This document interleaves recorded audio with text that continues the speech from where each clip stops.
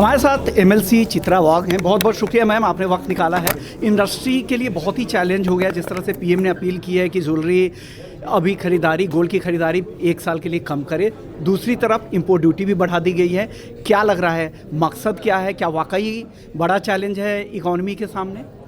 देखिए, आज तो सबसे पहले मैं जीजेसी के सारे मेरे भाई और चेयरमैन राजेश जी रोकड़े, हमारे अविनाश जी और पूरे सारे जिनके मेहनत से ये जीजेसी खड़ी है, सारे हमारे फॉर्मर यहाँ पे चेयरमैन्स भी आए हुए हैं, सारे सदस्य आए, इनका बहुत मैं अभिनंदन करूँगी क्योंकि इतना अच्छा ऑफिस आज जीजेसी का यहाँ पे बना है और मुझे बड़ी खुशी है यहाँ आके। और सबसे ज़्यादा खुशी तो इस बात की है कि ये हमारी ऐसी इंडस्ट्री है जहाँ से रेवेन्यू सरकार को बहुत अच्छी तरह से जाता है, लेकिन जैसे ही मोदी जी ने तो कम करने की कोशिश मैं आपको बता रही हूँ कि जिस प्रकार से मोदी जी ने आह्वान किया है, अपील किया है देशवासियों से कि भाई क्या हमें करना चाहिए, लेकिन मुझे इस बात की खुशी है कि आज पूरे देश में सारे स्वर्णकार हमारे भाई, सारे जितने भी सराफ है, जितने भी यहाँ पे जो सुवर्ण में जो काम करते हैं, उन सभी ने राष्ट्र प्रथम की भावना रखते हुए किसी ने भी किसी प्रकार का कोई विरोध प्रदर्शन नहीं किया है। सारी इंडस्ट्री मोदी जी के साथ और देश के साथ खड़ी है। बिल्कुल हमें थोड़ी अड़चनें ज़रूर है, लेकिन हमारे पास कुछ विकल्प है कि हम आपके साथ में हैं। हम भी चाहते हैं कि देश जिस क्राइसिस से चल रहा है, हम सब ने एक साथ रहना चाहिए। इसी प्रकार की सारी स्वर्णकार जो व्यापारी हैं उनकी भूमिका है। हमारे कुछ विकल्प है और वो हमने अभी डिस्कस किए। यहाँ पे ये जो सारे हमारे भाई है, ये काफ़ी सालों से इस व्यापार में है और अभी हम और क्या कर सकते हैं इस क्राइसिस में जिससे इस देश को हम कहेंगे कि फ़ायदा ही होगा। तो इसके लिए भी हमारे विकल्प तैयार है। जीजेसी बिल्कुल ये सारे लेटर्स बना रही है, सरकार से मिल रही है और आने वाले दिनों में ये काम जो है वो और अच्छी तरह से होगा।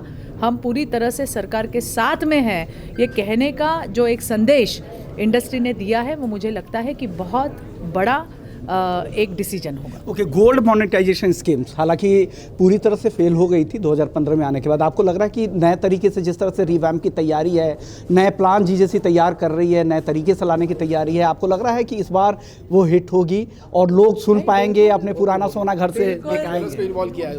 बिल्कुल होगा। जीजेसी के ये जो सारे मेरे भाई आप देख रहे हैं, ये सारे दिग्गज हैं, कई सालों से काम कर रहे हैं और जो अभी इन्होंने पॉलिसी डिसाइड की है वो आने वाले दिनों में बिल्कुल हमें जो है वो पॉजिटिव साबित होगी, ऐसा मुझे पूरी तरह से विश्वास है। और आपके माध्यम से मैं ये भी ज़रूर कहना चाहूँगी कि ये पहली बार नहीं हुआ है इस देश में। पहले तो जब गोल्ड कंट्रोल एक्ट आया था तब तो लोगों के तिजोरी पे सरकार बैठी थी। जो घर की माँ बहनें हैं उनके पास जो जेवर थे वो भी सरकार की निगरानी में था। तो मोदी जी ने तो एक छोटी अपील की है कि अगर देश क्राइसिस में चल रहा है तो हमने क्या करना चाहिए। और मुझे नहीं लगता कि ये बहुत उन्होंने कुछ अलग बात कर दी जो हम बिल्कुल कर ही नहीं सकते, जिसके बिना हम जी नहीं सकते, ऐसी तो कोई बात उन्होंने नहीं कही है।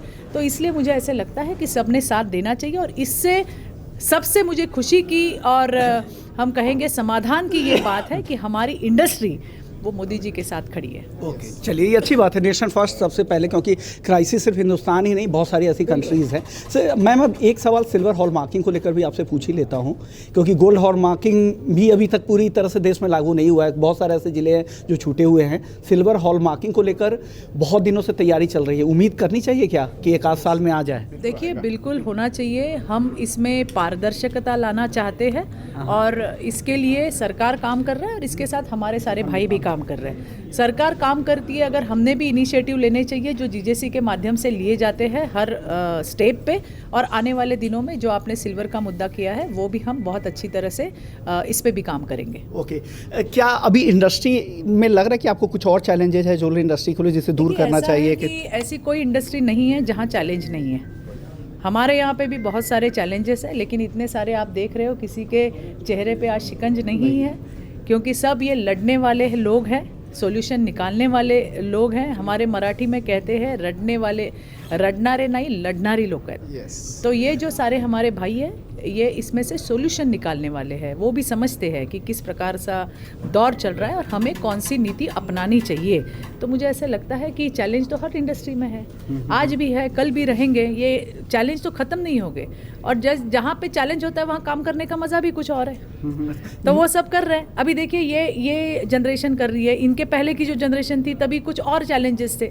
अभी ये काम कर रहे हैं, इनके लिए और चैलेंजेस है, हो सकता है इनकी अगली जनरेशन है उनके लिए कुछ और चैलेंजेस होंगे। एक आखिरी सवाल आपसे जाते जाते मैं पूछना चाह रहा हूँ, क्योंकि बोल के तो 4 सवाल पूछे। ज़्यादा वक्त नहीं लूँगा। ये गोल्ड इंपोर्ट पे जिस तरह से ड्यूटी बढ़ी है, 15% हो गई है, स्मगलिंग गोल्ड सबसे बड़ी समस्या रही इस इंडस्ट्री की, और ये लगातार उठाते भी रहे। आपको लग रहा है कि इससे वाकई स्मगलिंग हो रही है, इस पे कैसे लगाम देखिए, लगाया ऐसा जाए? है कि मेरे बोलने से कुछ नहीं होगा, आंकड़े दिखते हैं। और जैसे मैंने आपसे कहा कि ये सारे व्यापारी जो है, ये दिग्गज व्यापारी है, कई सालों से काम कर रहे हैं। तो हमें ऐसा है कि जीएसटी पे कितना मिल रहा है, और ये ऐसा जो आप कह रहे हैं स्मगल पे कितना मिल रहा है, तो सब चीज़ों पे इनकी नज़र है। हमारा काम है कि ये सारी बातें सरकार के सामने लाना, सरकार के सामने पेश करना कि भाई ये चल रहा है। तो ये काम हम बिल्कुल आने वाले दिनों में करेंगे। और जिस प्रकार का ये आपने जो कहा है स्मगलिंग या कुछ जो बात आपने रखी है, इसके ऊपर भी कैसे अटकाव हो, इसके लिए जीजेसी भी काम करेगी, और ये सारी बातें हम सरकार के सामने ज़रूर लाएंगे। बहुत बहुत शुक्रिया मैम, आपने वक्त निकाला। Thank you so much sir. Thank you. Thank you so much.